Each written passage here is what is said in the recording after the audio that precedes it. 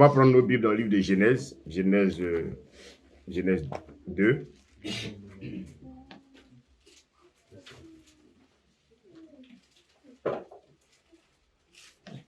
On va lire à partir du verset 16. Amen. Amen. Genèse 2, verset 16. L'Éternel Dieu donna cet ordre à l'homme. Tu pourras manger de tous les arbres du jardin, mais tu ne mangeras pas de l'arbre de la connaissance du bien et du mal. Car le jour où tu en mangeras, tu mourras. Amen. Alléluia. On va également aller dans le livre de...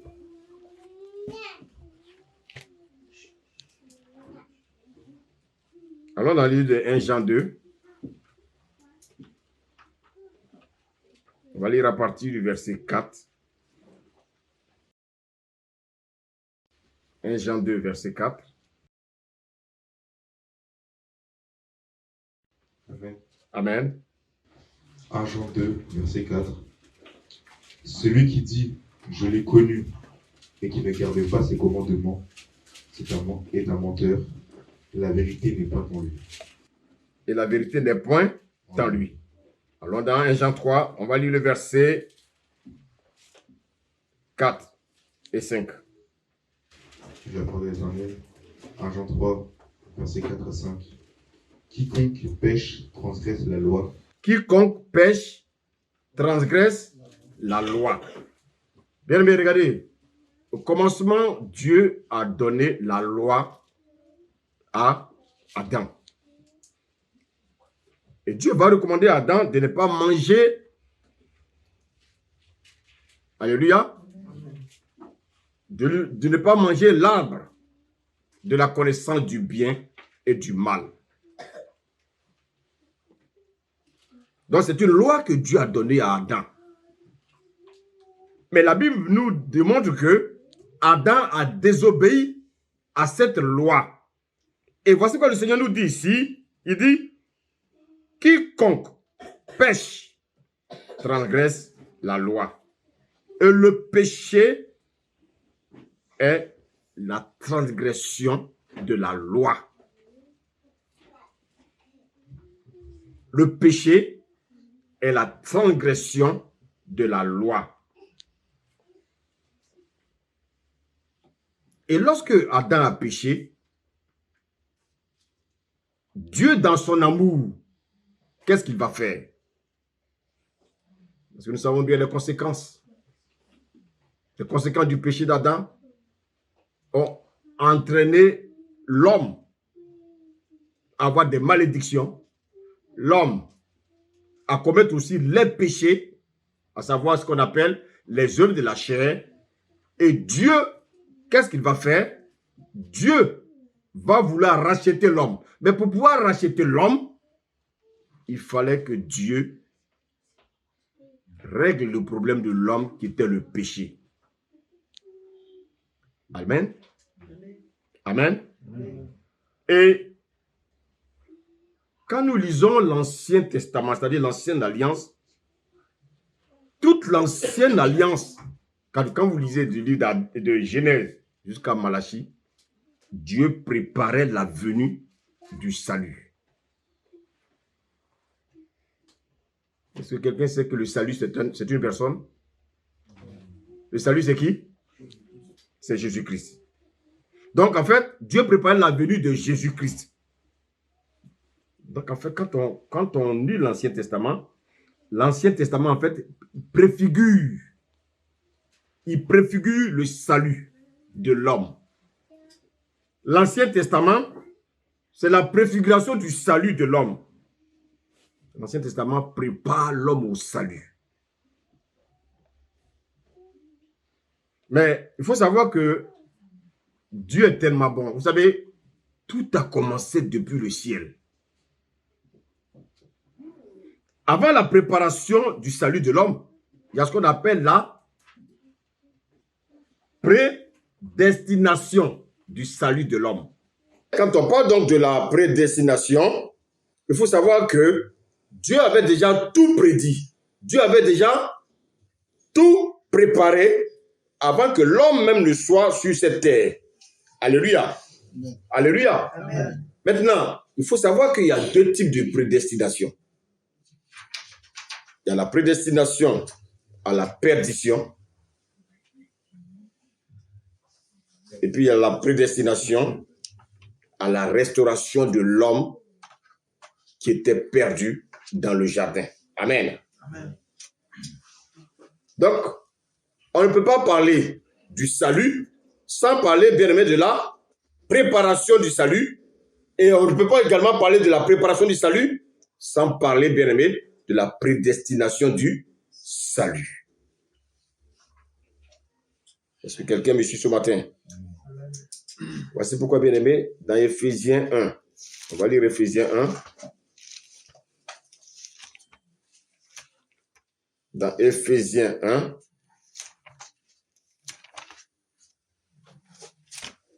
on va lire le verset 43. Éphésiens 1, verset 43. Et regardez ce que le Seigneur nous dit. Éphésiens 1, disons à partir du verset 4, pardon.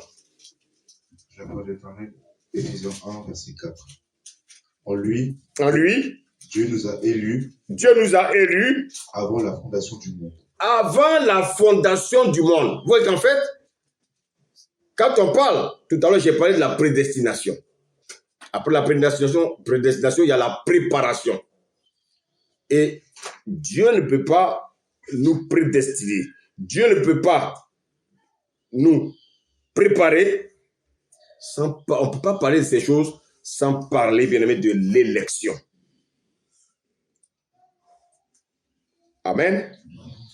Donc, Dieu nous a élus.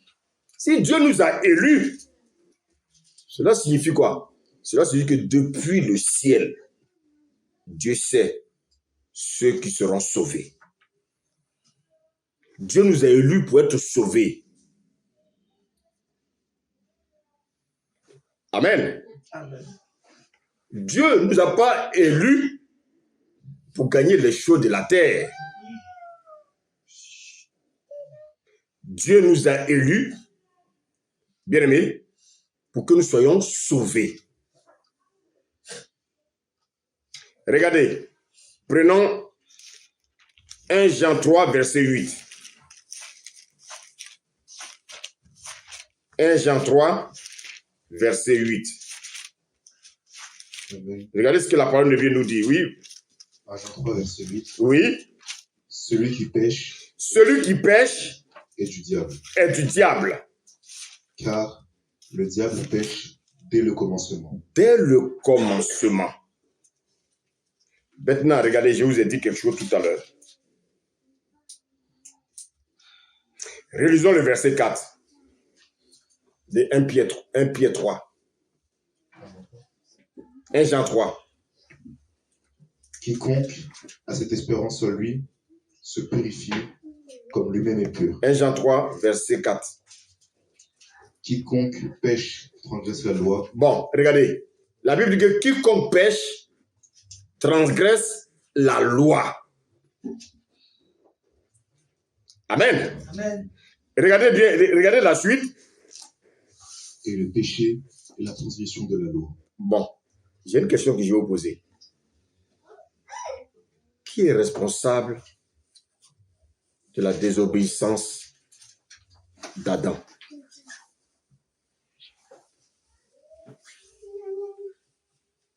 Relisez le passage. Quiconque pêche transgresse la loi. Ça veut dire quoi? Quiconque pêche fait quoi? Désobéit à la loi. Donc, il est également dit que et le péché est la transgression de la loi. Ça veut dire quoi? Le péché est la désobéissance de la loi. Maintenant, je vous pose la question. Qui est responsable du péché d'Adam? Amen. Amen. Donc, Adam a péché.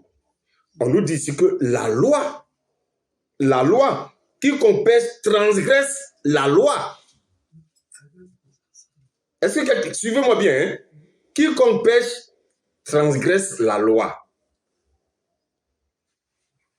Mais qui est venu parler après à Adam? Quand le Seigneur lui a dit, ne mange pas l'arbre de la connaissance du bien et du mal. Le jour où tu en mangeras, tu mourras. Qui est venu parler après à Adam?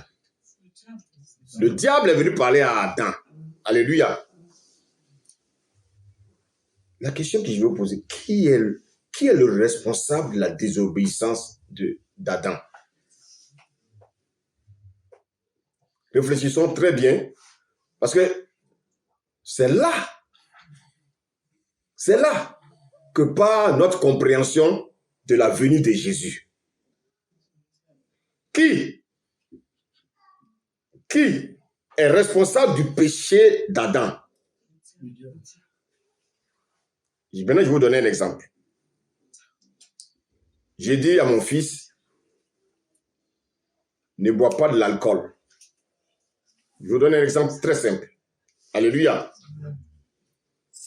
Et mon fils se retrouve dans une boîte de nuit en train de boire.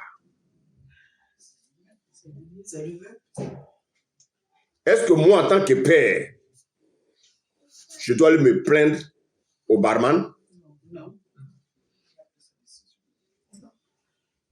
Maintenant, pourquoi nous accusons le diable alors?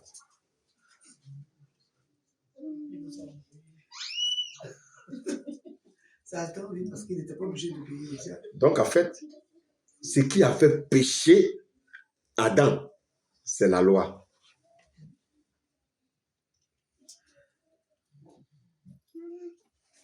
Je ne sais pas si je me suis fait comprendre.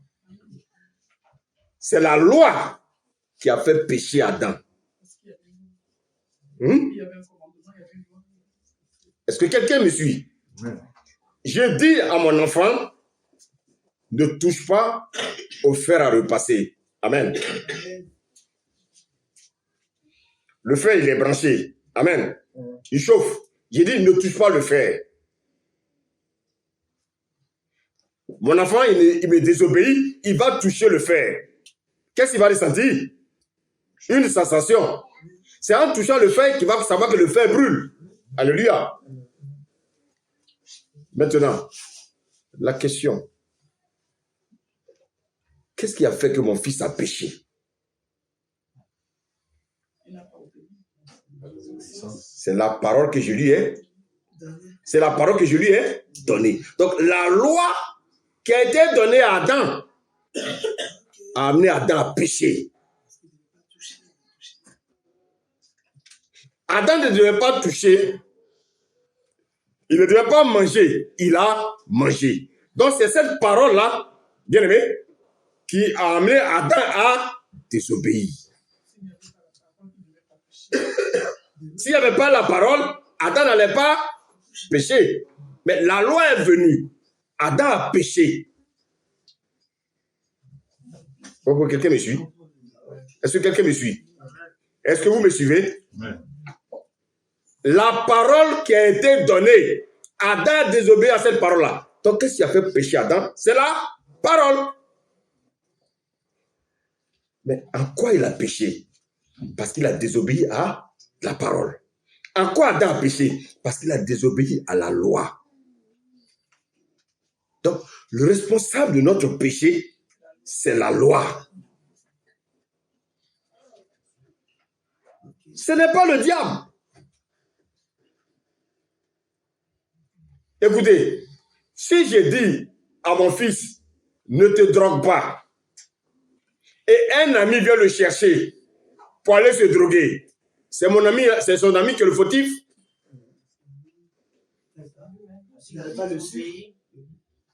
Alléluia. Il a désobéi à la parole que je lui ai donnée. Donc c'est la parole qui a poussé, qui a fait que mon fils a péché. Et donc, après avoir péché, Adam a compris que c'est parce qu'il a désobéi à la loi qu'il a péché. C'est pour ça que la Bible dit que le péché est la transgression de la loi. Paul va mieux nous expliquer cela. Regardez, Prenons Romains. Prenons Romains, s'il vous plaît. Vous avez le livre de Romains, c'est un livre qui est très, très riche. Amen. Regardez ce que le Romain 7 nous dit. Amen. Oui, lis le verset 1, regardez. Romains 7, verset 1. Ignorez-vous, frères, car je parle à des gens qui connaissent la loi, que la loi exerce son pouvoir sur l'homme aussi longtemps qu'il vit. Donc, la loi exerce son pouvoir sur l'homme aussi longtemps qu'il vit. Est-ce que quelqu'un me suit? Paul dit, j'ai connu la loi, alléluia, lorsque j'ai commis le péché.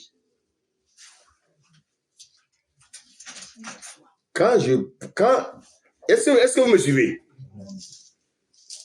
Regardez. Je vais au travail. Amen, vous allez au travail. Et puis, bon, mais écoutez, à un moment donné, on dit, bon, mais chacun peut se servir. Non. Ou bien, si vous voulez, rien n'est dit que quand tu arrives au travail, tu dois prendre une feuille, par exemple, sur ton lieu de travail. Ça, tout le monde le fait, là. N'est-ce pas? Donc, tu peux prendre une feuille, 2 feuilles, faire mettre des copies. Mais le jour où ils vont mettre sur au bureau une note pour dire, celui qui prend une feuille sera renvoyé. Qu'est-ce qui va faire maintenant que tu vas pécher? C'est lorsque tu vas prendre la feuille. Au départ, rien n'était écrit. Donc, c'est la loi qui pousse les hommes à pécher. Amen. Maintenant, la Bible nous dit, dans le livre de 1 Jean, on est tous dans 1 Jean, hein? Regardez ce que 1 Jean nous dit. 1 Jean 3.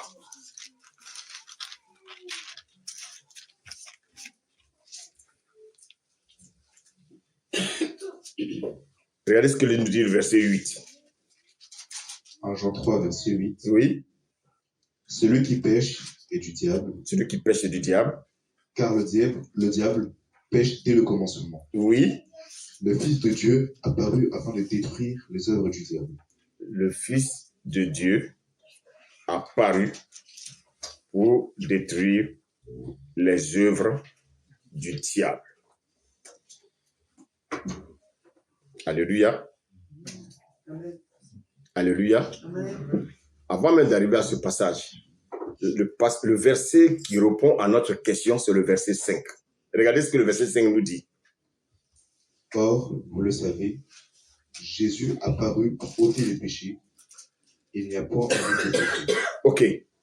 Donc, la loi a fait que nous avons péché. Amen. Amen. Donc, si Jésus vient, comment il va faire pour ôter le péché dans la vie de l'homme? Suivez-moi bien, c'est un message. Si vous percevez cela, alléluia, ça va vraiment vous aider. On dit que Jésus est venu pour ôter les péchés, car il n'y a point de péché en lui. Donc, si Jésus est venu pour ôter les péchés, qu'est-ce qu'il doit faire?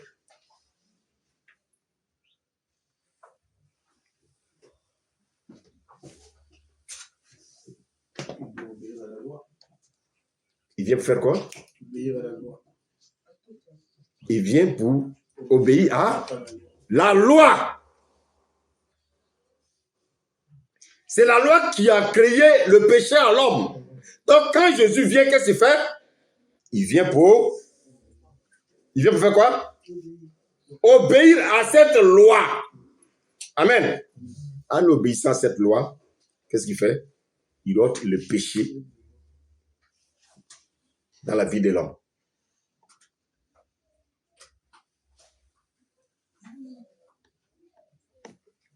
Je sais que c'est difficile à comprendre, mais si on est disposé, on comprend ces choses. Amen. Qu'est-ce qui a fait pécher l'homme? C'est la loi. Donc Jésus, quand il vient, il vient lui-même accomplir cette loi. En accomplissant la loi, il porte nos péchés.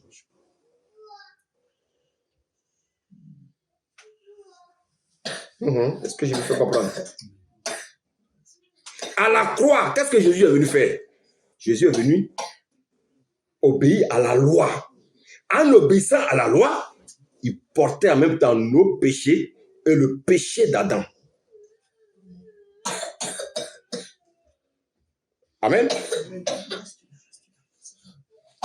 Et c'est pour ça que la Bible dit qu'il n'est pas venu pour... Il n'est pas venu pour abolir la loi, il est venu pour l'accomplir. En accomplissant la loi, Jésus, qu'est-ce qu'il fait? Il vient prendre nos péchés.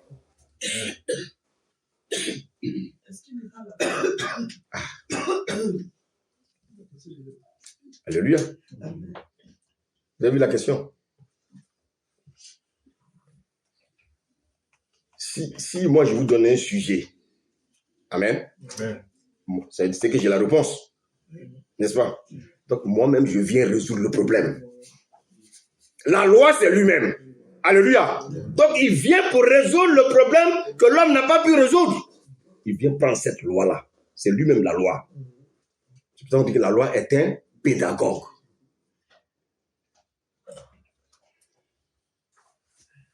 Je donne un exemple. Voilà. Ce tableau-là bloque le chemin. Amen. Pour résoudre le problème, qu'est-ce que je fais? Je viens pour enlever ce tableau pour que les hommes puissent passer. Jésus, c'est ce qu'il est venu faire. Amen. Amen. Maintenant, en accomplissant la loi, quelles sont les conséquences de l'accomplissement de cette loi? La justice. C'est-à-dire, quand il vient accomplir la loi, il vient pour prendre nos péchés. Quand il vient prendre nos péchés, quelles sont les conséquences? Puisque le péché d'Adam a entraîné la malédiction. Le péché d'Adam a entraîné également les vaines manières de vivre de nos parents. Le péché d'Adam a créé la domination du diable et ses démons sur qui? Sur nos vies. Le péché d'Adam nous pousse aussi à faire quoi? À pécher. Et nos péchés là, comment on appelle ça, nous, nos péchés? Les œuvres de la chair. Donc, en accomplissant la loi, il vient prendre tout ça. Est-ce que je me fais comprendre? Amen. Alléluia. Maintenant, je vais vous poser la question. Si Jésus est venu pour régler le problème de la loi, lorsque je donne ma vie au Seigneur, amen. Lisons, on va pas paraphraser, on va lire tranquillement pour qu'on puisse bien comprendre. Lisons Jean 1, verset 11 à 12. Jean 1, verset 11 à 12.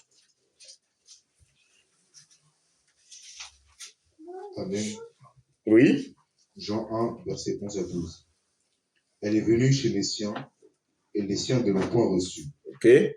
Mais à tous ceux qui l'ont reçue, oui, à ceux qui croient en son nom. Et regardez bien. Jésus est venu pour prendre nos péchés. Maintenant, il dit, toi qui m'acceptes, toi qui crois, sache que en croyant, amen, amen, amen,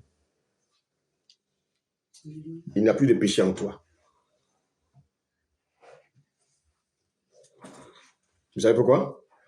Il dit, celui qui croit, il n'y a plus de péché en lui. Lis la suite, s'il te plaît. Mais à tous ceux qui l'ont reçu. À tous ceux qui l'ont reçu. Reçu quoi? À ceux qui croient en son nom, elle a donné le pouvoir, oui, de devenir enfants de Dieu. Ok, on va s'arrêter là. À tous ceux qui l'ont reçu quoi? Qu'est-ce qu'on a reçu? quand je viens prêcher l'évangile de la croix à quelqu'un, parce que Jésus est venu à la croix pour prendre nos péchés. C'est à la croix que Jésus est venu résoudre le problème de la loi. Est-ce que je me fais comprendre? Amen. Maintenant, quand je crois à ce qui s'est passé à la croix, amen, à tous ceux qui l'ont reçu, à tous ceux qui croient en son nom, elle a donné le pouvoir de devenir enfant de qui?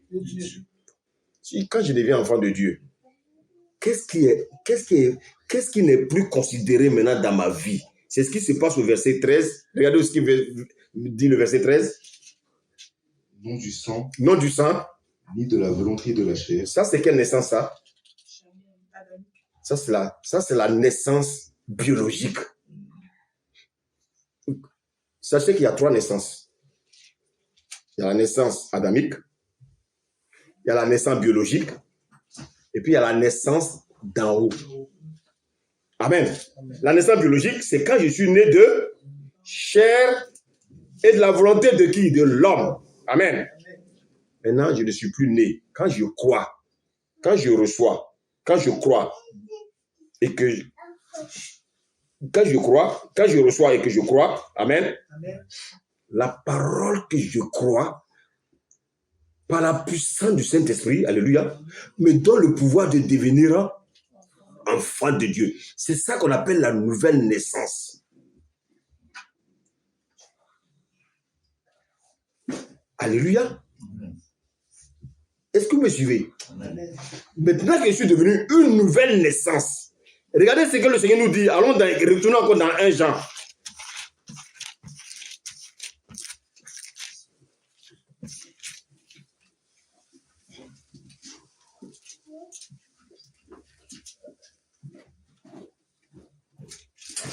Regardez ce que 1 Jean 3, verset 9 dit. Alors, tout verset 9. Oui. Quiconque est né de Dieu. Bon, à quel moment je suis né de Dieu? Quand j'accepte. Quand j'accepte l'évangile de Christ. Alléluia. Amen. Autrefois, j'étais né de qui? De mes parents. Maintenant, quand j'accepte Christ, je reçois ce qu'on appelle la nouvelle naissance. Et cette nouvelle naissance, alléluia, fait quoi? Lis la suite. Ne pratique pas le péché. Ah, ici, il s'agit de quel péché?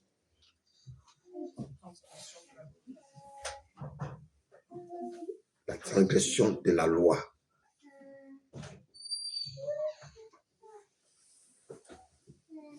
Mais regardez bien. Est-ce que cela veut dire que je ne pratique pas les péchés? Est-ce que cela veut dire que je ne manifeste pas les péchés? Je reprends ce que je dois dire. Est-ce que cela veut dire que je ne manifeste pas les péchés? Parce qu'il y a une nuance entre pratiquer et manifester.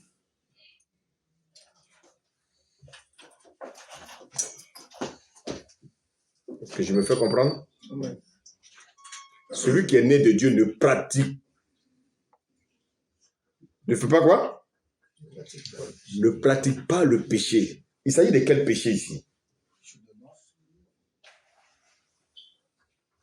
Celui qui est né de Dieu ne pratique pas le péché.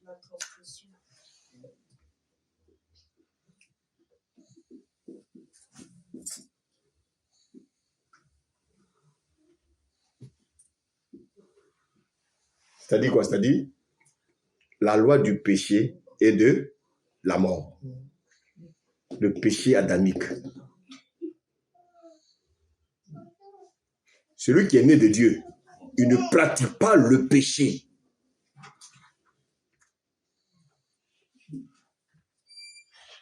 Mais est-ce qu'il peut lui arriver de pratiquer les péchés? Est-ce qu'il peut lui arriver de manifester les péchés?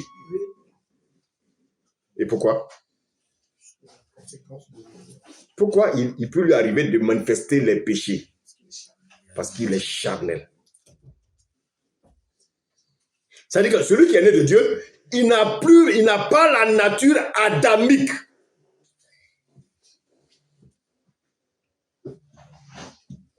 Parce que ce que vous devez savoir, lorsque Jésus est venu à la croix, il a pris les péchés, le péché d'Adam qu'on appelle la loi, le péché de la loi, amen, la loi du péché et de la mort. Alléluia.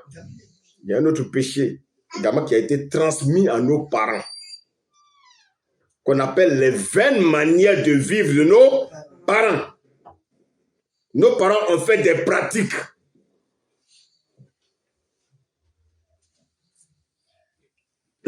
Tout ça, c'est la conséquence de quoi? C'est la conséquence du péché d'Adam. Nous aussi, qu'est-ce que nous avons fait? Nous avons été également, nous avons copié nos parents. Amen. Amen. Mais en plus de nos parents, nous avons aussi nous-mêmes nos propres péchés. C'est tout ça. Je dis bien, c'est tout ça que Jésus est venu prendre à la croix. Mais à cause du fait que nous avons péché, le diable domine maintenant sur qui? Sur nous.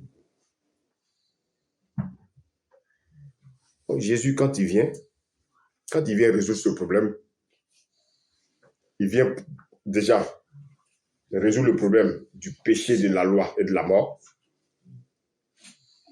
Les péchés, c'est-à-dire les œuvres que nous manifestons, qu'on appelle les œuvres de la chair. Est-ce que quelqu'un me suit? Les vaines manières de vivre de nos parents également, il résout le problème. Et la domination de Satan et de ses démons sur nous. Voici pourquoi le Seigneur dit, celui qui est né de Dieu ne pratique pas le péché. Pourquoi il ne pratique pas le péché? Parce que la semence de Dieu est en lui. Autrefois, il avait la semence de qui? Maintenant qu'il a accepté Christ, par la foi, il croit que en lui, il n'y a plus de péché. Donc, sachez qu'en vous, il n'y a plus de péché. Amen.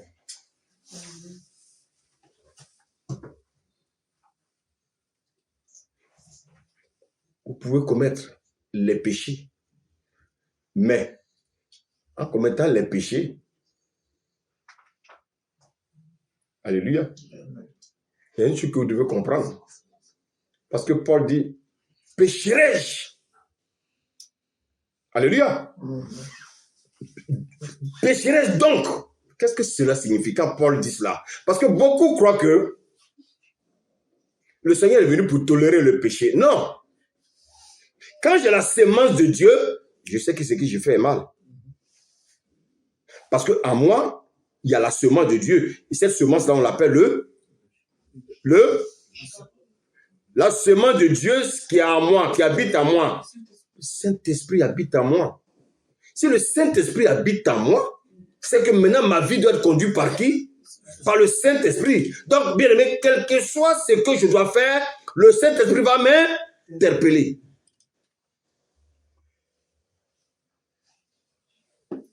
Je suis devant une situation. Je sais que je mens, ça me sauve. Oh, quelqu'un me suit?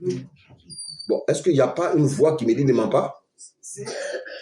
Mais à quoi j'obéis?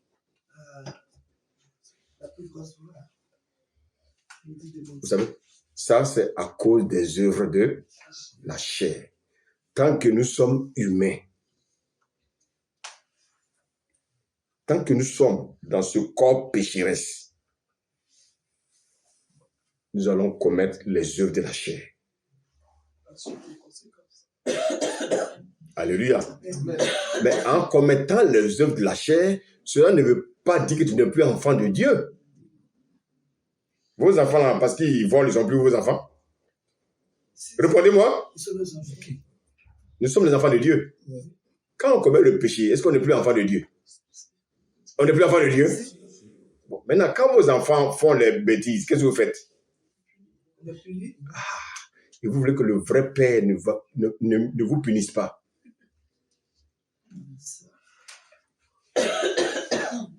Il vous punit parce qu'il vous aime. Dis Amen. Amen. Un père qui corrige son enfant, c'est parce qu'il aime son enfant. Il ne veut pas que son enfant devienne quoi? Un clochard quelque part. Donc le père corrige son enfant parce qu'il aime. Dieu châtie celui qu'il aime. Alléluia. Mais est-ce que parce que j'ai commis le péché, je ne suis plus enfant de Dieu? Non. Ce n'est pas ce que le Seigneur dit. Et c'est ça qui trompe les gens.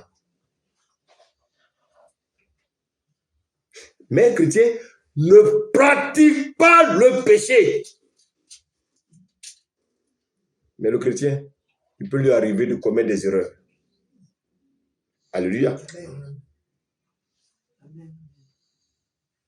Quand il commet des erreurs, qu'est-ce qu'il doit faire?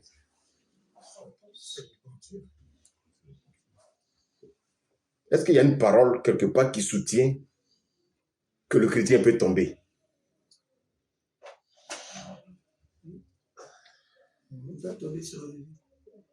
La Bible dit quoi?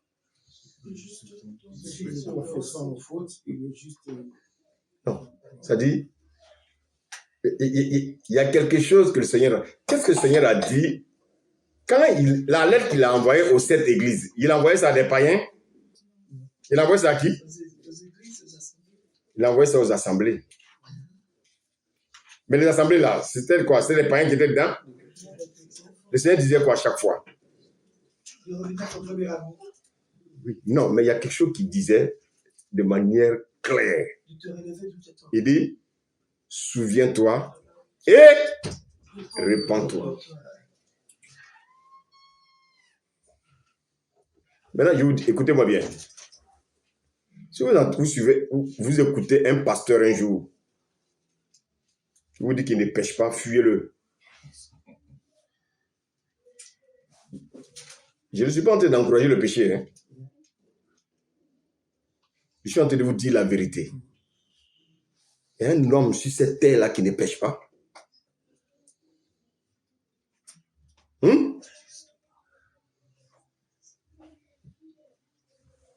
Allez dans le couple, il y a des pasteurs qui ne parlent pas avec leurs femmes. Il peut, pendant 3 jours, il boude sa femme. N'est-ce pas? Il a été péché.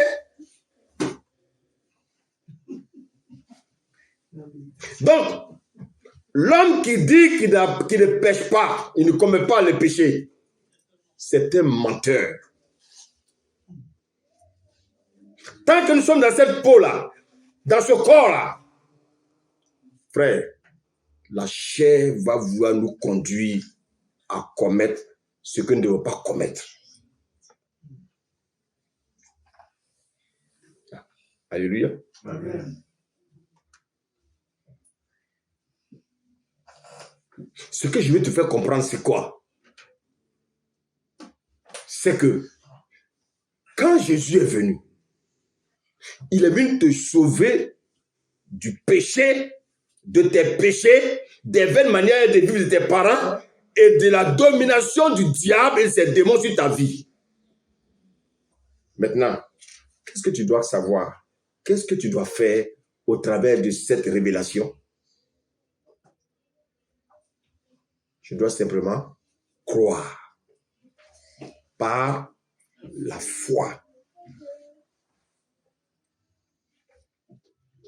Amen. Amen. Maintenant, si le Seigneur est venu prendre les malédictions de nos vies, dans nos vies, est-ce qu'il y a encore des malédictions sur toi? Il n'y a plus de malédictions sur toi.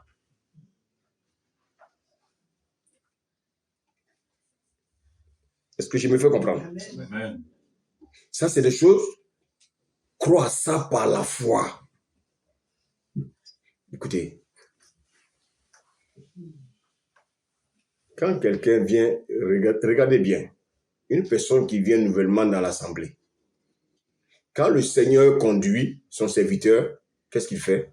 Il lui montre quelque chose, il va y prier pour cette personne-là. Amen. Amen. S'il y a les manifestations, une fois que l'esprit part, l'esprit est parti. Amen. Amen. Moi, je ne retourne plus vers cette personne parce que pour moi, par la foi, la personne est...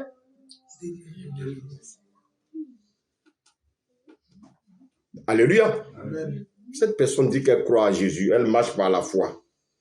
Tant qu'elle marchera par la foi, alléluia, amen, dans son esprit, il faut que cette personne sache qu'elle n'a pas de démon en elle.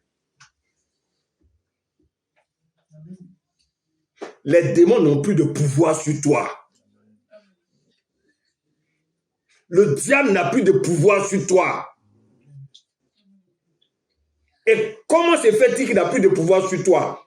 Qu'est-ce que est la parole qui appuie pour dire que les démons n'ont plus de pouvoir sur toi? Colossiens.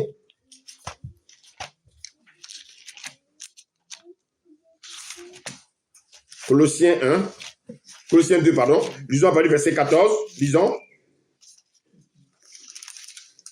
Amen. Dis la parole du Seigneur. Amen, oui. Il a effacé l'acte. Donc, Non, lis à partir du verset 13. verset 13. Vous qui étiez morts, vas-y. Vous qui étiez morts par vos offenses et par l'incirconcision de votre chair, Continue. il vous a réduit à la vie Oui. avec lui et nous faisons grâce par toutes nos offenses. Continue. Verset 14. Il a effacé l'acte. Il a effacé. Il a effacé. Il a effacé quoi? L'acte dont les ordonnances nous condamnaient. Bon, je vous pose la question. Quels sont les actes qui vous condamnaient? Le péché d'Adam. Quoi encore? Les 20 manières de vie de vos parents. Quoi encore? La domination du diable sur vous et les œufs de la chair. Maintenant, il dit qu'il a effacé tout ça.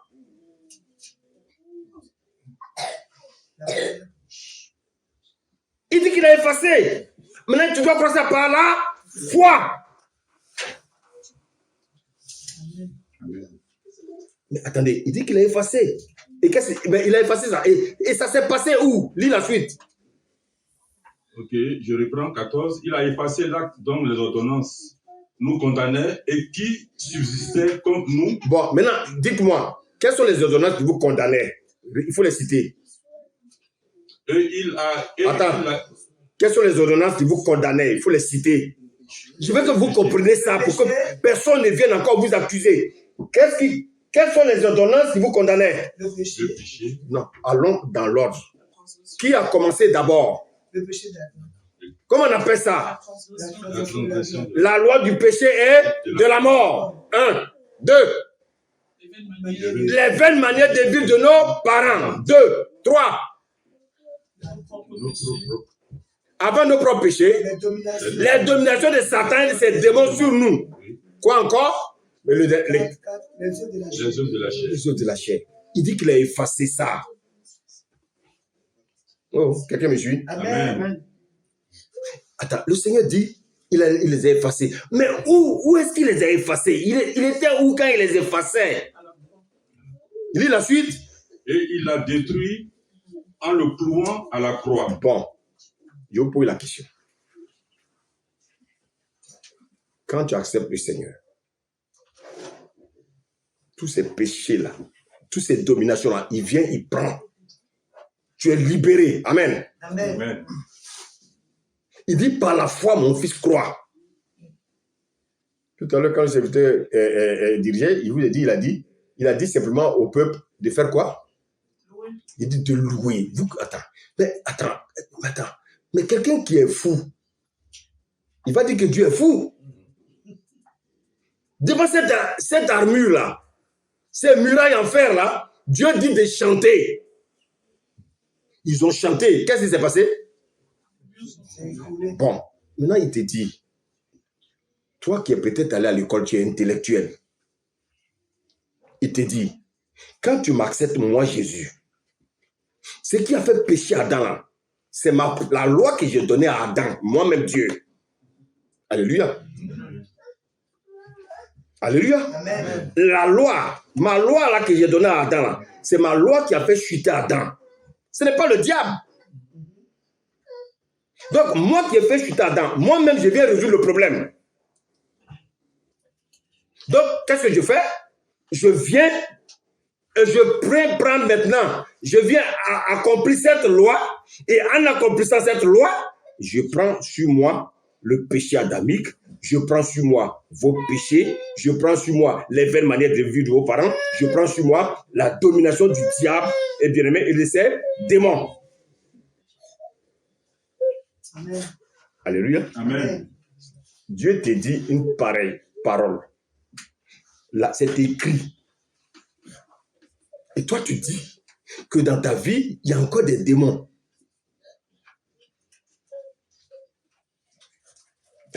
Donc, si tu dis ça, tu sais pourquoi tu dis ça. Alléluia. Regardez ce qu'il nous dit encore, verset 15. Colossiens 2, toujours. Verset 15. Il a dépouillé les dominations. Bon, écoutez, c'est qui les dominations? Mais on vous dit que les esprits mauvais, il les a dépouillés. Il t'a dépouillé de ces esprits-là.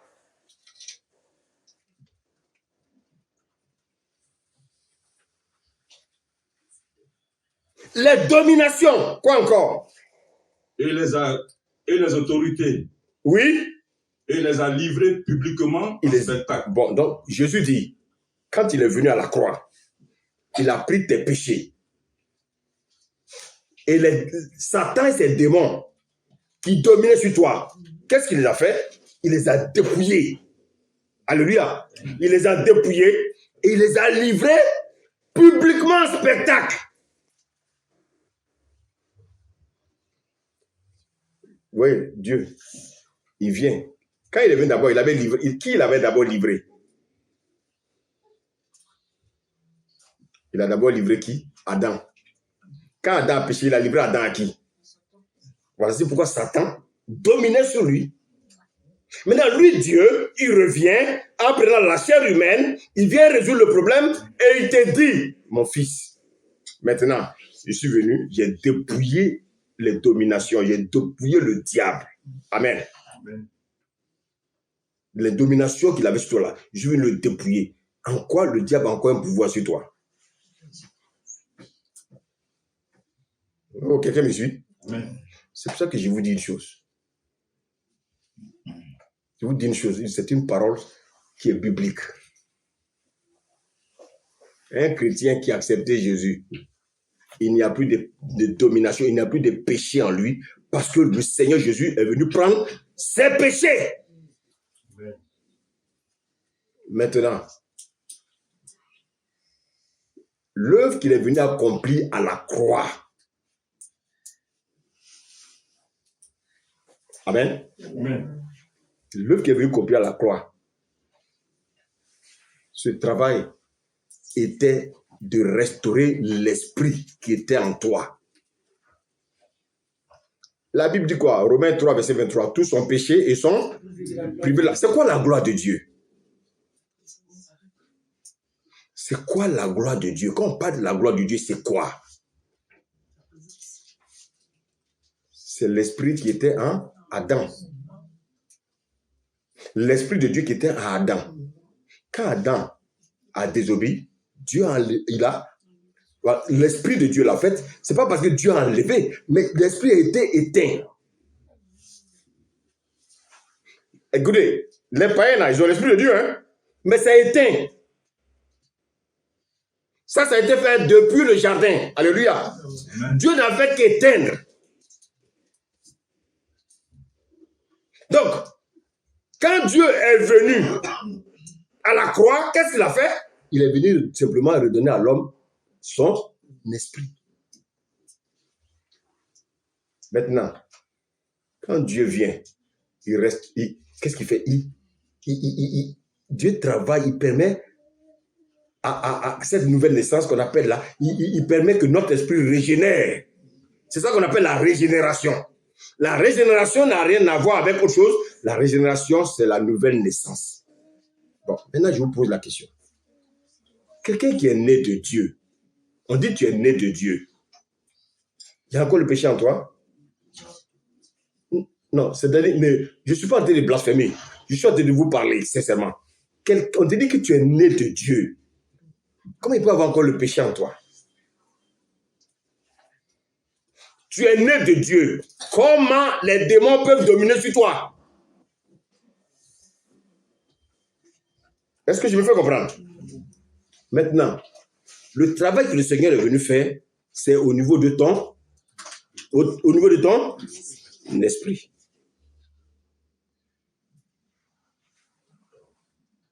Lisons acte 13, s'il vous plaît. Acte 13.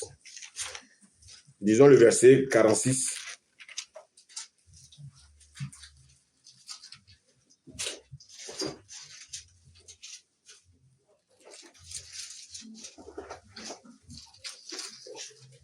Acte 13, Oui. verset 46. Oui. Je lis la parole du Seigneur. Amen. Paul et Barnabas leur dit avec assurance, c'est par vous.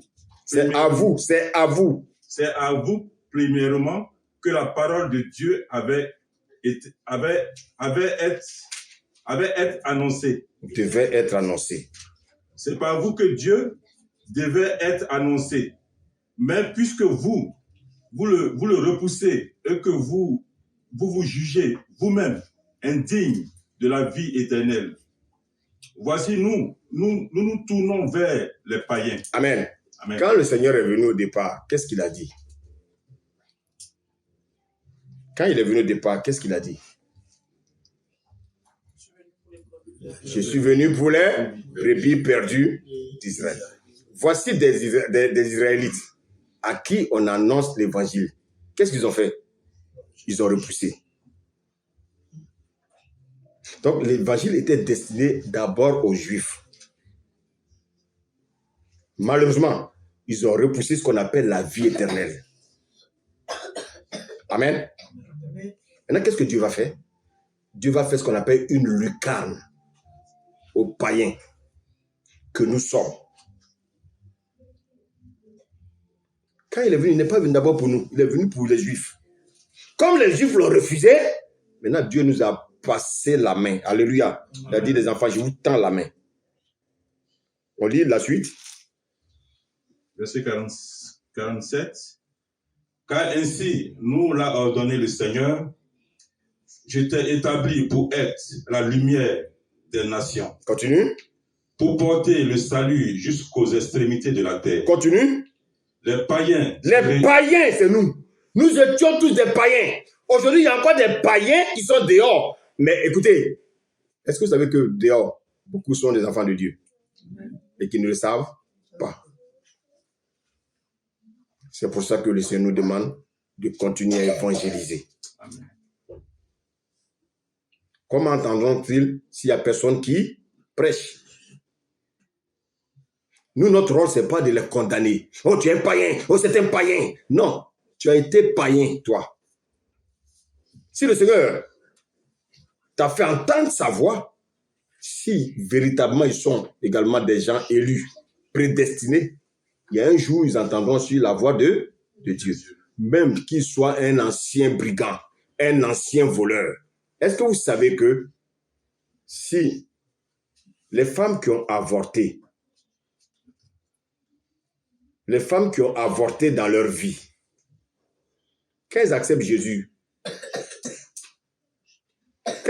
que devient leur avortement qu'elles ont fait? Il y a des hommes de Dieu qui vont vous dire que les enfants qui sont morts là vous attendent là-bas.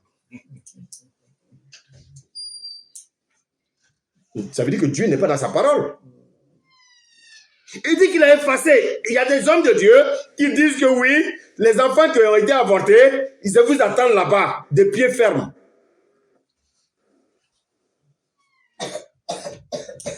Quel mensonge. Les gens étaient dans l'ignorance. Dieu dit qu'il ne tient plus compte des temps d'ignorance. Je vous pose la question. Si moi j'ai été un ancien brigand, j'ai tué 10 personnes dans ma vie. Amen. Si je donne ma vie au Seigneur, Dieu va me corriger? Il m'a pardonné. C'est pour ça que Dieu, tout à l'heure, tu as vu, ma fille, quand tu exhortais tout à l'heure, c'est de ça que Dieu parle. Les hommes sages, qui se disent sages, ne peuvent pas comprendre les choses de Dieu.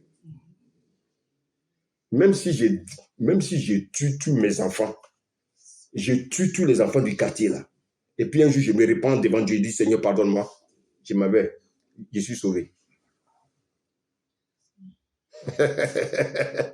Hey, est-ce que vous m'écoutez? Amen. Il n'y a pas d'aller tuer les gens. Hein? Mais je suis en train de vous faire comprendre que la pensée de Dieu n'a rien à voir avec la pensée des hommes. Amen. Amen. Paul a tué des gens et Paul est devenu apôtre. Le Seigneur dit quoi? Il ne se souvient plus de notre péché. Et écoutez, quand le Seigneur Jésus venait à la croix, il a seulement pris nos péchés passés. Il a pris non seulement nos péchés passés, les péchés d'aujourd'hui. Même si moi aujourd'hui je pêche, si je me repens, Dieu me pardonne. Mais le diable va vouloir que tu te culpabilises. Ah, tu as vu ce que tu as fait. Chaque fois, il va te ramener les péchés d'avant. Oui, tu as vu ce que tu as fait avant. Oui, tu as vu. Ah non, tu as vu ce que tu as fait. Tu avais 10 copines, tu fais avorter. Non, une fois que tu as accepté le Seigneur, frère, tu es passé par la repentance, Dieu efface. Mais il y a des gens, on va leur dire, il faut confesser les péchés de tes parents. Je vous pose la question. Moi, je peux confesser les péchés de mes parents? Mais les péchés, dites-moi, mon père de sa naissance jusqu'à ce qu'il devienne adulte, je peux savoir les péchés qu'il a commis? Non, je vous pose la question. Le Saint-Esprit n'a rien à faire de te révéler les péchés de tes parents quand ils étaient enfants jusqu'à ce qu'ils deviennent adultes. C'est que vous ne connaissez pas Dieu.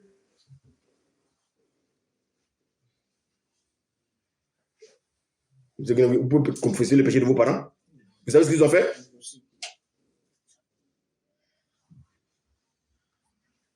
Les gens ne savent pas quand le Seigneur dit confessez vos péchés là, ils ne savent même pas ce que ça veut dire. Je ne vais pas parler de ça aujourd'hui. Amen. Amen. Une fois que j'ai accepté Jésus, puis j'ai cru. On va revenir à ça. Allons dans Marc 16, verset 15 à 16. Marc 16, verset 15 à 16.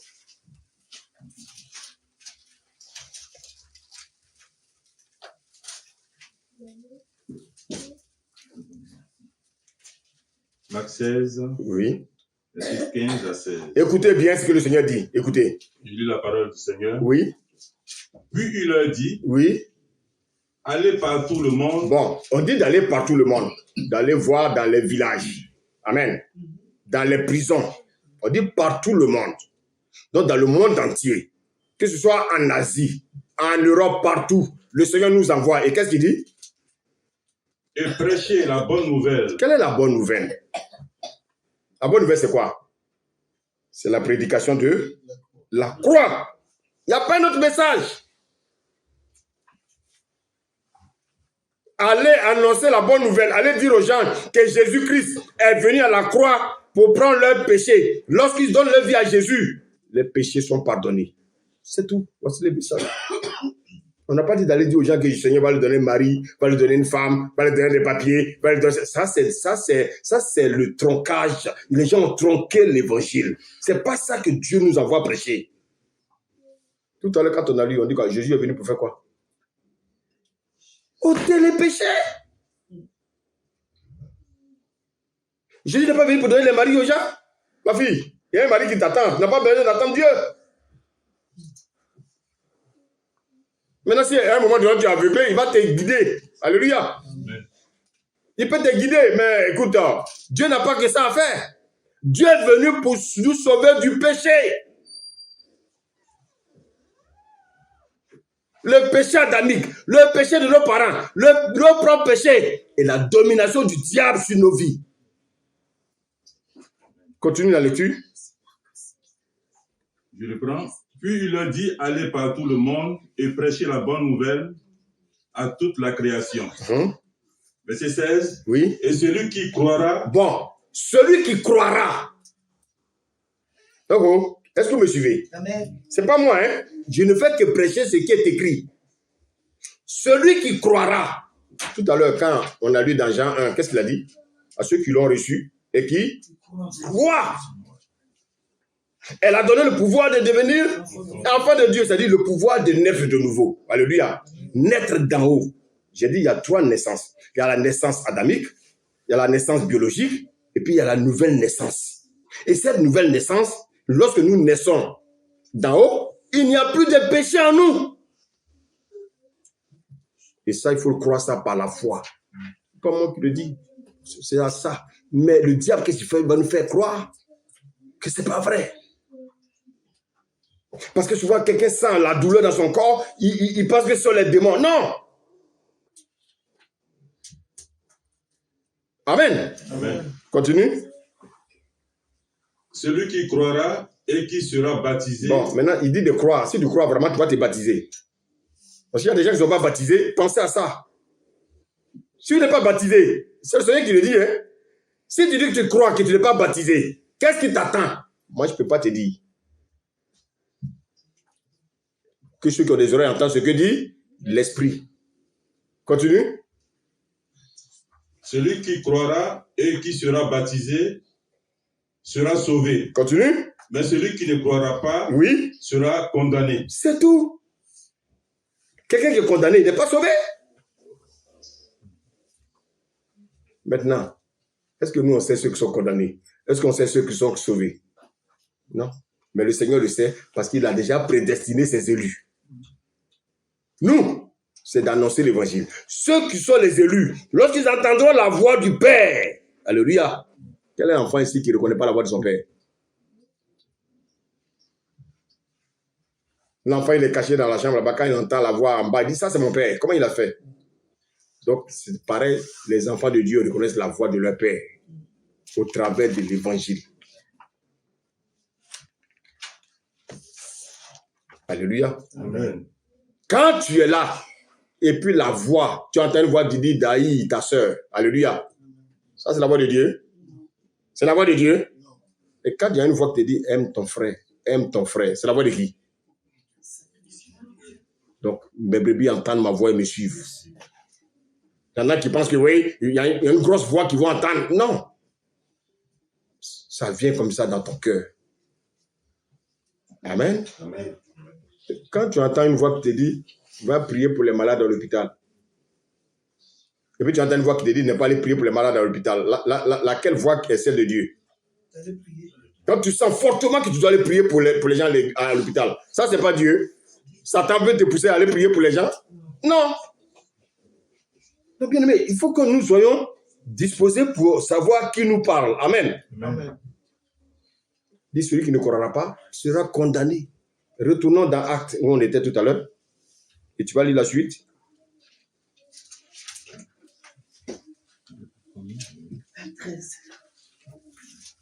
Acte 13, on était au verset 47.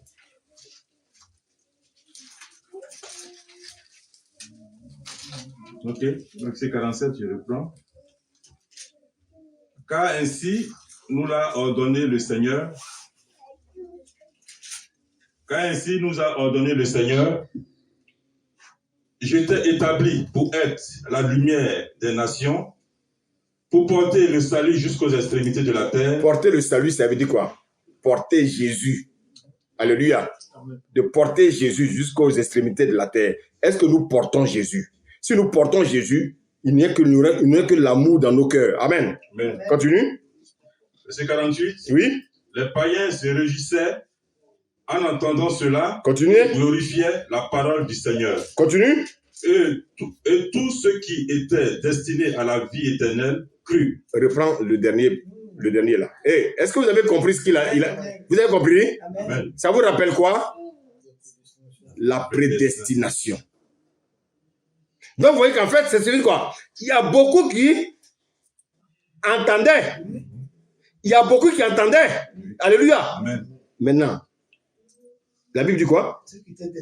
Tous ceux qui étaient destinés à la vie éternelle crurent. Donc, quand quelqu'un ne croit pas, tu as beau faire, c'est mon papa, c'est ma maman, c'est mon frère. Si tu lui parles du Seigneur qui te rejette, ça veut dire qu'il n'est pas destiné. Alléluia. Amen. Mais vous savez quelle est l'erreur qu'on commet? Nous, on veut forcer les choses. Il ne faut pas forcer les choses. C'est vrai, on a de la compassion. Mais c'est ton frère. Mais peut-être qu'il n'est même pas destiné. Écoutez-moi, quelle est la femme qui avait 2 enfants dans son ventre? Quelle est la femme qui avait 2 enfants dans son ventre? Les 2 avaient le même destin? Les 2 avaient le même destin? Ils sont jumeaux, mais ils n'avaient pas le même destin. Donc frère, tu peux avoir 3 enfants, mais les 3 n'ont pas le même destin. Il y a un qui sera peut-être chrétien, mais l'autre, mon cher, il n'est pas dans le destin de Dieu.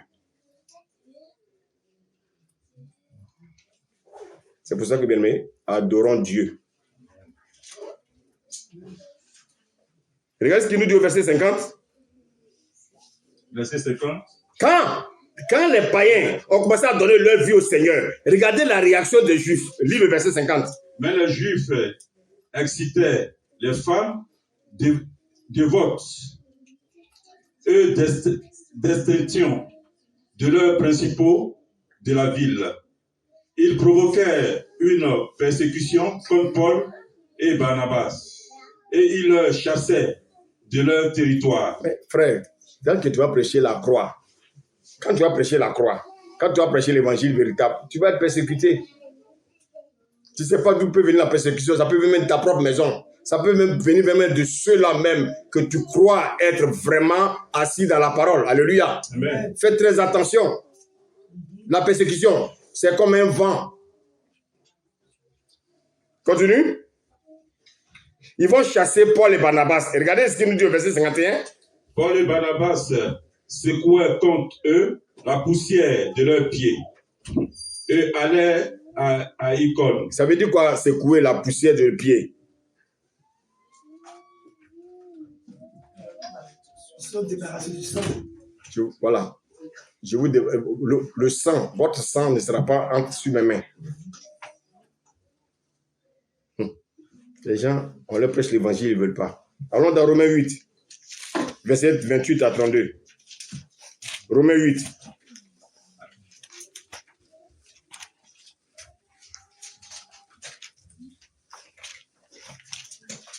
Verset 31. Romains 8 à partir du verset 28. Romains 8 à partir du verset 28. Romains 8, verset 28. Nous avons du reste à toutes les choses concourent au bien de ceux qui aiment Dieu, de ceux qui sont appelés selon son dessein. Donc, il y en a qui sont appelés selon le dessein de Dieu. C'est ça la prédestination. Continue. Car ceux qu'il a connus d'avance, il les a aussi prédestinés à être semblables à l'image de son Fils, afin que son Fils fût premier-né entre plusieurs. Amen. Donc, bien aimé, vous voyez qu'en fait, ce que vous devez savoir, c'est que il peut y avoir beaucoup d'appelés, mais peu d'élus. Tout le monde n'est pas destiné à être sauvé. Ça, sachez-le. Tu peux voir quelqu'un qui est zélé dans l'église, mais à un moment donné, il va vous montrer son vrai visage. Parce qu'il était venu pour une autre œuvre. Quelqu'un me suit là? Amen. Il ne faut pas se fier aux apparences. Ce n'est pas parce que quelqu'un, peut-être il prêche, mais quelqu'un récite les versets par cœur, que la personne est dans le destin de Dieu. Faites très attention. Amen. Amen. Alléluia. Amen.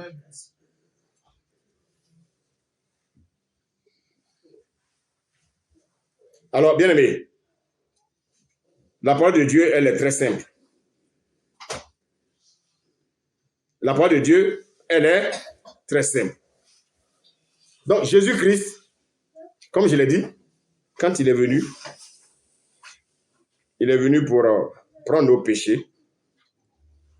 Il est venu pour effacer l'acte dont les ordonnances nous condamnaient. Et je vous ai dit que tout cela, ça a été prédit. Il y avait là, donc la prédestination de ces choses. Alléluia. Amen. Alléluia. Et puis la préparation de ce phénomène de salut. Voici quoi, bien aimé, dans le jardin. La Bible dit qu'il a couvert Adam et Ève d'une peau d'animal. Amen. Amen. Quand il les a couverts d'une peau d'animal, quand on lit, on ne va pas le lire, mais dans Proverbe 27, 26, Salomon va nous révéler qu'en fait cet animal était un agneau. Alléluia. Amen. Non, Jésus, quel était son ordre de mission? On va terminer par là. Amen. Amen. Jésus avait un ordre de mission. Donc pour tout pécheur, pour tout homme qui n'a pas encore rencontré Christ, disons Luc 4. Luc 4, à partir du verset 17.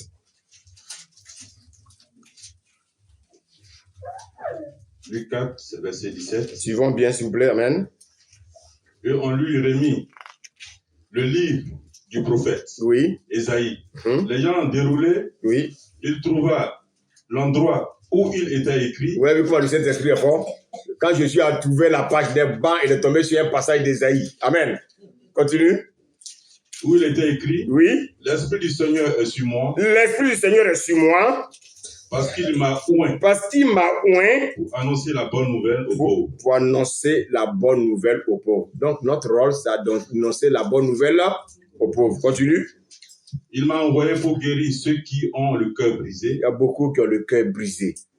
Jésus est venu pour te guérir de ton cœur qui est brisé. Continue. Pour proclamer aux captifs la délivrance et Jésus, aux aveugles. donc Jésus est venu pour nous délivrer. Alléluia. Amen. Alléluia. Amen. Il est venu nous délivrer de la domination de Satan et de ses démons. Si toi tu crois que Satan et ses démons ont encore une emprise sur toi, revois ta conversion. Oh, je me fais comprendre? Amen. Est-ce que je me fais comprendre? Amen. Quand vous voyez les gens dans la rue, on dit que oui, ah oui, il a des troubles, il a des troubles. C'est quoi? Ça veut dire quoi? Pourquoi il a des troubles? On leur dit d'envoyer Jésus. Moi, je sais qu'il y a beaucoup d'institutions ici, là, où il y a les handicapés. Si on nous envoie aller prier pour les gens, ils vont fermer les institutions. Mais le diable sait. Donc, il les tient captifs. Continue. On va aller à la Chalouette, on prie pour tous les gens là-bas. Là. Ils sont tous délivrés. S'ils sont délivrés, il n'y a plus de travail. Ça ne va pas arranger des gens. Que Dieu nous aide. Amen. On continue. Pour renvoyer libres les opprimés. Pour renvoyer libres les opprimés. Verset 19. Oui. Publier une année de grâce. Voilà. Du Seigneur. Ça, c'est l'année de grâce. Nous sommes c'est ce qu'on appelle la grâce de Dieu. Amen. Le Seigneur est venu pour nous gracier. Nous étions condamnés. Quand on parle de la grâce présidentielle, alléluia. Amen. Est-ce que j'ai fait quelque chose pour être libéré?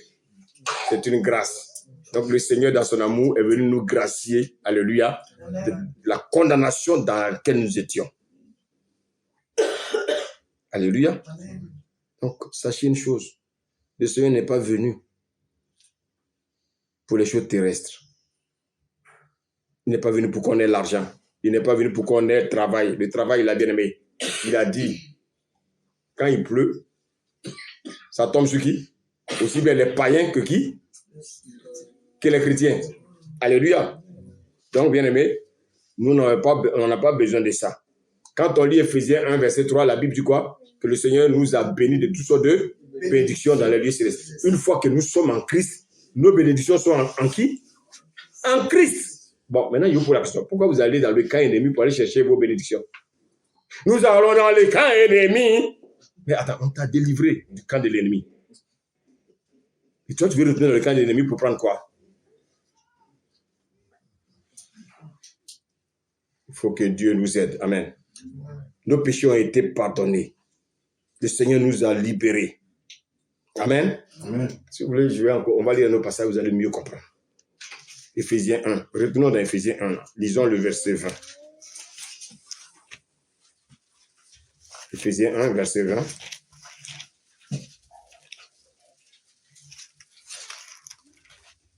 Ephésiens 1, verset 20. Oui, regardez ce que Jésus a fait.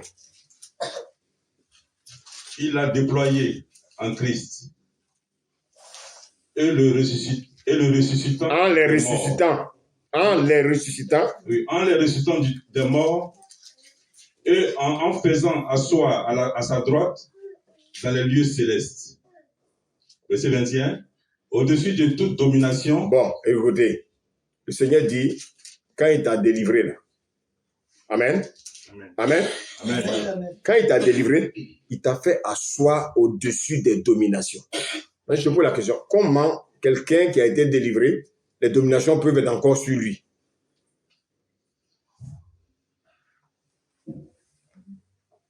Que chacun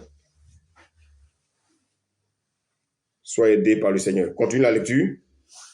De toute autorité. Oui. Et de toute puissance. Continue. De toute dignité. Oui. Et de tout nom qui se peut nommer non seulement dans les siècles présents, Oui. mais encore... Dis, même dans le siècle présent, là, aucun démon ne peut agir dans ta vie. Dans le siècle présent, il ne peut pas. Le siècle à venir, il ne peut pas. Mais nous, on dit, on laisse cette parole-là. On veut aller dans le camp ennemi pour aller les combattre. Ah, chrétien, qu'est-ce qui se passe? Il lit la suite. Il a tout mis sous ses pieds. Oui. Et il a donné pour chef suprême à l'église. Bon, le Seigneur dit qu'il a dominé, il a mis ça sur le pied, puis il t'a donné, toi, l'église, cette domination-là. Maintenant, quel est le problème maintenant du chrétien? C'est tout ce que le Seigneur a dit là. On dit qu'on ne croit pas. Ça veut dire qu'on refuse de manifester la foi en la parole du Seigneur. Et c'est là que le diable maintenant agit. Le diable, qu'est-ce qu'il fait? Il va attaquer ta foi. Je reprends. Le diable n'a pas de pouvoir sur toi. Le diable, il attaque ta foi. Il va te faire voir des choses bizarres. Il va te faire oublier que le Seigneur dit qu'il a déjà pris ça. Maintenant, en attaquant ta foi, alléluia, Amen. Qu'est-ce que tu fais?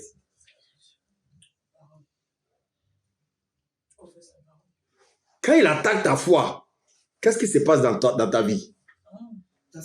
Tu t'affaiblis. Quand on est affaibli, est-ce qu'on peut marcher par l'esprit? On marche maintenant par quoi? Maintenant, le démon revient. Les démons là qui dit la délivrer là. Quand tu ne crois pas par la foi, il te dit de marcher par la foi. Toi, tu refuses de marcher par la foi. Alléluia. Alléluia. Là, tu commences à murmurer. Tu commences à dire des bêtises. Tu commences à donner des paroles. Maintenant, le diable, ces démons commencent maintenant. C'est pour ça que la Bible dit qu'il rôde. Il ne peut pas t'avoir, mais lui, il rôde. Il attend que toi, tu ouvres une porte. Et quelle est cette porte que tu vas ouvrir? Lorsque tu vas marcher par la chair. Il t'a dit de manifester la foi. À la croix, il t'a dit, ce que je suis venu faire à la croix là, crois par la foi. Et à un moment donné, toi tu dis que non, tu ne crois pas à ce qu'il a fait et que tu commences maintenant à avoir bien aimé des visions, des trucs comme ça. Mais Dieu dit, mais il n'a pas compris celui-là. Il n'a pas compris. Alléluia. Alléluia. Donc qu'est-ce qu'il fait le diable? Il va te ramener maintenant en arrière. Comme quelqu'un qui devient maintenant incrédule. Alors qu'il vient de lire une parole. Il a médité la parole. Il a pris avec la parole là. Et puis à un moment donné, le diable vient. Il te fait douter. Il te fait douter. Il te fait douter. Le Seigneur dit qu'à la croix, il t'a délivré. Le diable vient te dire que c'est faux. Et donc, tu commences à avoir des visions à gauche, des visions à droite. Et toi, tu crois à ces visions-là au lieu de croire à ce que la parole te dit. Maintenant, qu'est-ce qu'il fait? Une fois que tu es affaibli, les démons maintenant viennent de toutes parts. Et puis ils t'attaquent. Tu es affaibli. Bon, maintenant, regardez. Quand on est affaibli, est-ce qu'on peut prier? Maintenant, qu'est-ce qu'on fait? On ne fait que murmurer. On passe notre temps à murmurer. On passe notre temps à voir les défauts dans le frère. On voit les défauts dans la sœur. Au lieu de se concentrer sur la foi que le Seigneur nous a donnée.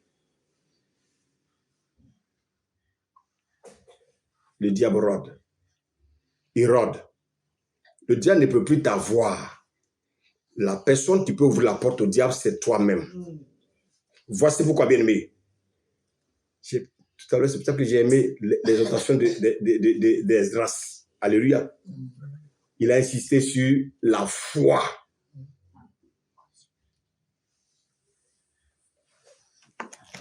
Si le Seigneur me dit, il dit qu'il m'a guéri. Amen. Bon, je vais douter. Je vais douter.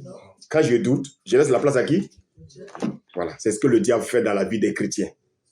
Il crée une lucarne. Il amène le doute dans le cœur des gens. Une fois que le doute est installé, alléluia, maintenant ce que toi tu crois là, tu le verras. Si tu penses que au travail là-bas, ils vont te renvoyer, si tu crois ça, un matin tu arrives, ton patron t'appelle. Je ne veux plus te voir ici. Alors que Dieu dit, je t'ai donné ce travail. Et toi, tu es dans ton cœur. Le diable est en train de te faire croire à autre chose. Tu laisses l'espace, le diable vient. Alléluia. Amen. Maintenant, qu'est-ce que le chrétien doit faire? Tu dois manifester la foi, même quand tu vois les choses en envers.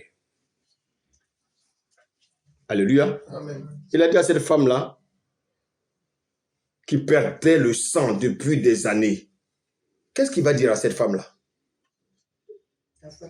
Ta foi t'a sauvé. Donc, en fait, la foi est liée à notre salut. Tout chrétien qui veut être sauvé doit s'appuyer sur la foi. Alléluia. Amen. C'est pour ça que le serviteur, il a dit quoi dans Éphésiens 2, verset 8?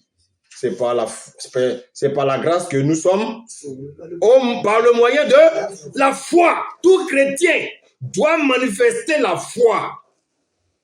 Un chrétien qui ne manifeste pas la foi, c'est comme un bébé qui ne boit pas le lait. Un bébé qui ne boit pas le lait, il peut vivre. Donc, la nourriture du chrétien, c'est quoi? C'est quoi? La nourriture du chrétien, c'est la parole. Du même le lait du bébé, la nourriture du bébé, c'est le lait. La nourriture du chrétien, c'est... Mais quand on dit la foi, alléluia, la foi vient de quoi? Donc la foi, c'est quoi? C'est la parole.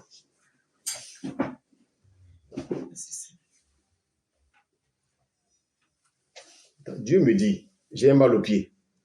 Prie pour moi, Dieu me dit, je suis guéri. Parce que je boite, je dis, je ne suis pas guéri. Ça veut dire que je suis un incrédule. Alléluia. Alléluia. Maintenant, chrétien, qu'est-ce que tu dois maintenant surveiller dans ta vie? Le Seigneur dit qu'il t'a sauvé. Il a sauvé ton esprit. Maintenant, le travail qu'il reste à faire, alléluia, c'est au niveau maintenant de ton âme. C'est là que le diable maintenant nous guette, notre âme. Amen. Amen. Mais tout commence par quoi? Tout commence par ce qu'on appelle le dépouillement. Philippiens 2. Philippiens 2.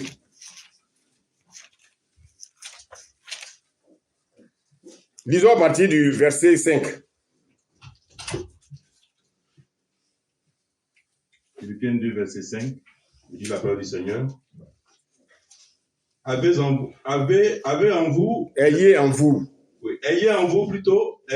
le sentiment qui était en Jésus. Verset 6. Lequel existant en forme de Dieu n'est point regardé comme une proie à arracher d'être égal avec Dieu. Ouais, que donc Jésus est Dieu. Alléluia. Alléluia. Amen. Mais à un moment donné, il va se dépouiller de sa divinité. Oh, quelqu'un me suit? Amen. Regardez, mais à se dépouiller de sa divinité, regardez ce qu'il dit le verset 7. Laisse-moi lire, écoutez. Il dit, mais lui qui est Dieu, il s'est dépouillé lui-même en prenant une forme de serviteur. C'est dépouiller là, écoutez. C'est pas dire aux femmes d'enlever les bouts d'oreilles, d'enlever... Ça, c'est pas ça. C'est pas de ça qu'il s'agit. Oh, quelqu'un me suit?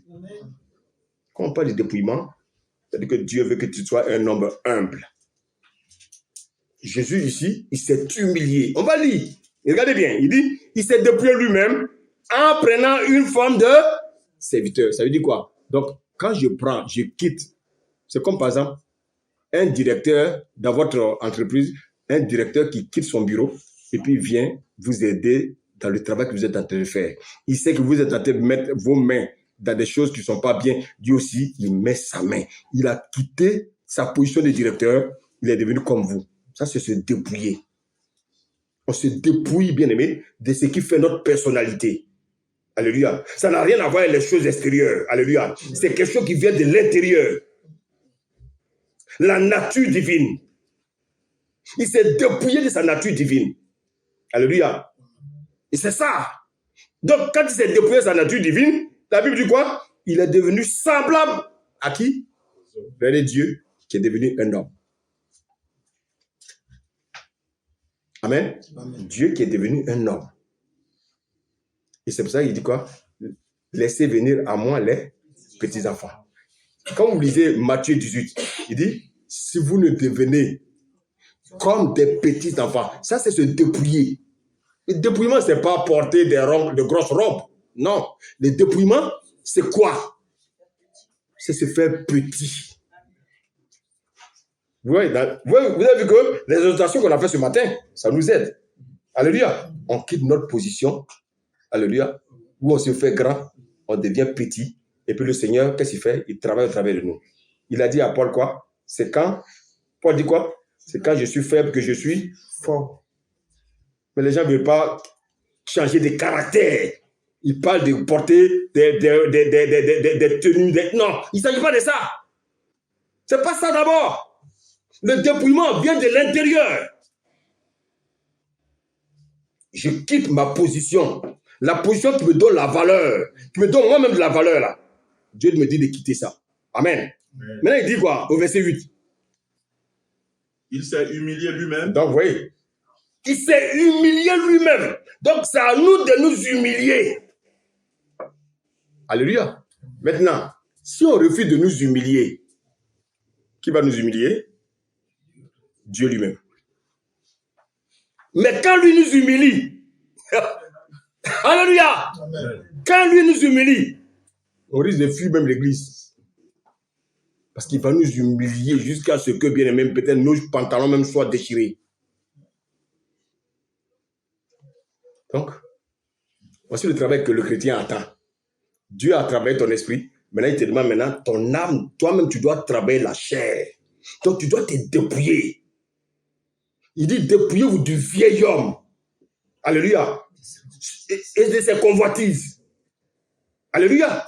Donc, quand je me dépouille, après moi-même maintenant, je m'humilie. Quelqu'un qui s'humilie, il peut pardonner. Amen. Quelqu'un qui s'humilie, il ne voit pas le défaut qui est dans la vie de son frère.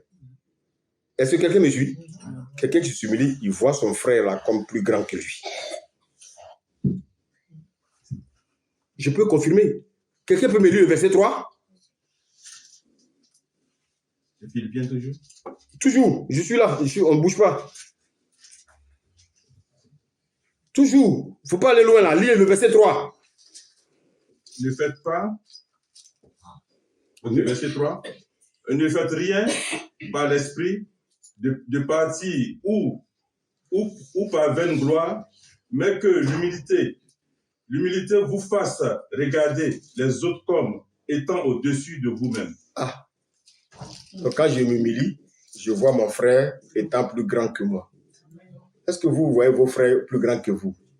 Quand tu vois ton frère plus grand que toi, ça veut dire que là, le dépouillement est là. Amen. Amen. Maintenant, qu'est-ce que le Seigneur attend de toi? Quelqu'un qui est dépouillé, quelqu'un qui est humilié, il ne peut plus pratiquer maintenant les œuvres de la chair.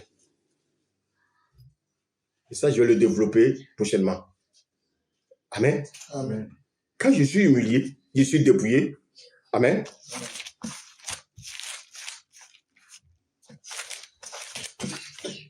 Éphésiens, on est tous dans Éphésiens là, non? Bon, allons dans Éphésiens rapidement. Regardez. Éphésiens 4. Et regardez ce que le Seigneur nous dit. Quand je suis dépouillé, quand je me suis humilié moi-même, quand je me suis dépouillé moi-même, maintenant la Bible nous me dit maintenant dans Éphésiens 4, verset 24. Amen. Amen. Attendez, je ne sais pas si je vais comprendre, Stéphane. Tu comprends? Je me suis dépouillé. Je me suis dépouillé de ma nature. Alléluia. Maintenant, il me dit quoi maintenant? Vu que je me suis dépouillé de quelque chose, je dois remplacer par un autre vêtement.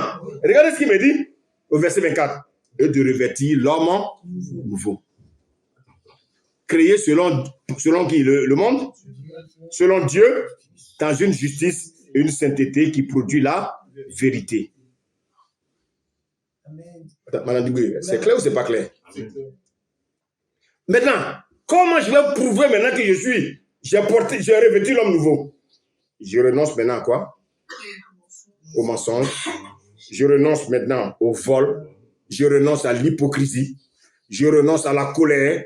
Je renonce à la méchanceté. Je renonce aux calomnies. Je renonce, bien aimé, à l'impudicité. Je renonce à l'adultère, à aller tromper ma femme, à aller tromper mon mari. Je renonce à ces choses. Parce que si je pratique ces choses, les démons vont revenir dans ma vie.